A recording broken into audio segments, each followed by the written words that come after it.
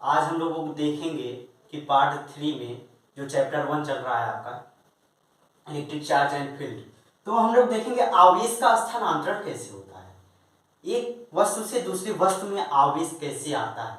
उसकी 3 विधियां हैं भैया आप लोगों के सामने, एक तो घर्षण द्वारा आवेशन, दूसरा चालन द्वारा आवेशन, तीसरा प्रेरण द्वारा आवेशन। 3 विधियां हैं जिससे एक वस्तु से दूसरी वस्तु में हमारा आवेश को हम ला सकते हैं। तो हम पहला विधि देखेंगे जिसका नाम है घर्षण द्वारा आवेशन।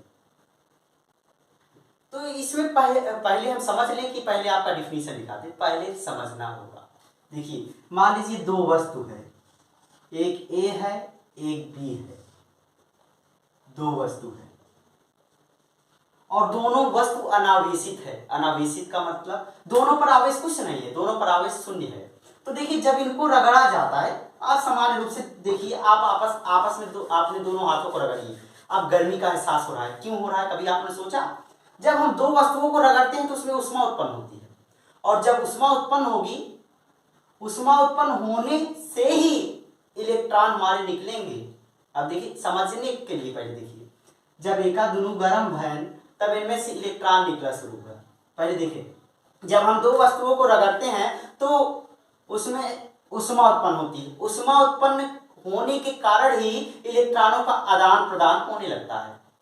अब इन दोनों को हमने रगड़ा, पहले इन पर देख लीजिए, पहले इन पर आवेश शून्य था, Q1 Q2 दोनों पर आवेश क्या था, शून्य था। अब जब हमने इसको रगड़ा तब उष्मा उत्पन्न हुई, उष्मा उत्पन्न होने के कारण इलेक्ट्रॉनों की अदला बदली हुई। इलेक्ट्रॉन तब इस पे जो Q1 पर आवेश आया प्लस n आया, और Q2 पर जो आवेश आया ये माइनस n आया। अर्थात इसमें से इलेक्ट्रॉन निकला तो इस पे प्लस, जिनमें से इलेक्ट्रॉन निकलेगा इलेक्ट्रॉनों की कमी होगी तो धन आवेश, और जिस पे इलेक्ट्रॉन गया उसमें इलेक्ट्रॉनों की अधिकता होगी, ऋण आवेश आया। तो हमने देखा कि जब इनको दोनों को रगड़े तो इसमें उष्मा उत्पन्न हुई, उष्मा उत्पन्न होने के कारण ही इलेक्ट्रॉनों का आदान प्रदान हुआ। इलेक्ट्रॉन का आदान प्रदान होने से हमारा वस्तु आवेशित हो गई। इससे हम क्या कर सकते हैं, घर्षण द्वारा आवेशन कर सकते हैं।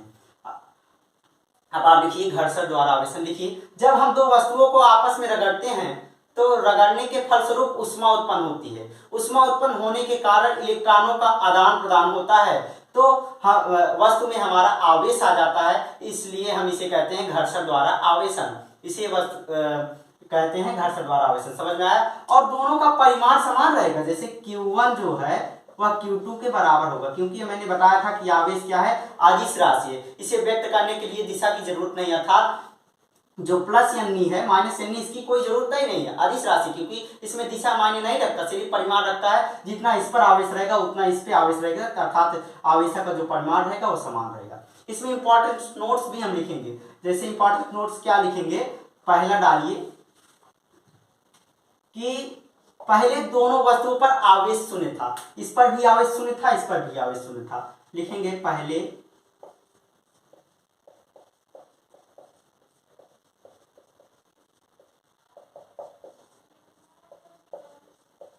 आवेश शून्य था, पहले दोनों वस्तुओं पर आवेश शून्य था। दूसरा हम लिखेंगे तो घर्षण के बाद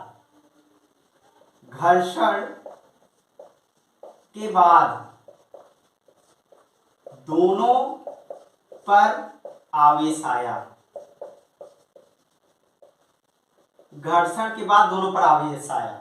तीसरा लिखेंगे एक पर धन तथा दूसरे पर ऋण आवेश आया।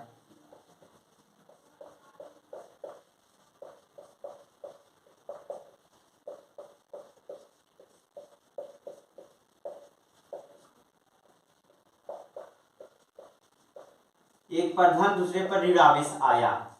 और चौथा लास्ट पॉइंट, और दोनों पर परिमाण जो था, दोनों का परिमाण आपस में समान था। आवेशों का परिमाण लिख लीजिए, आवेशों का परिमाण समान था।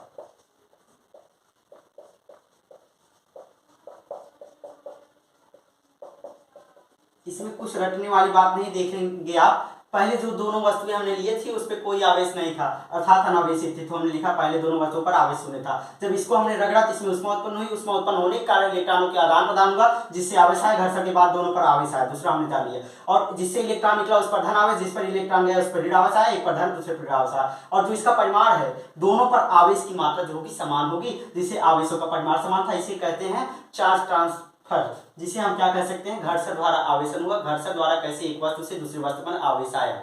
फिर इसके बाद होता है चालन, फिर उसके बाद प्रेरण। इसके नेक्स्ट वीडियो में आप लोग इसको पढ़िए और इसको लगाइए। जैसे आप उदाहरण में ले सकते हैं कि पेंसिल को हमने जब बालों से रगड़ा, फिर बिजली की कॉल पर बिना सर से रगड़ने पर आवेश आता है। तो आप लोग देखिए और जो क्वेश्चन पूछा जाए उसको बताइए, जो दिक्कत हो वो बताइए। और क्वेश्चन आपको दिए गए था, आप लोगों ने लगाया नहीं, लगाइए।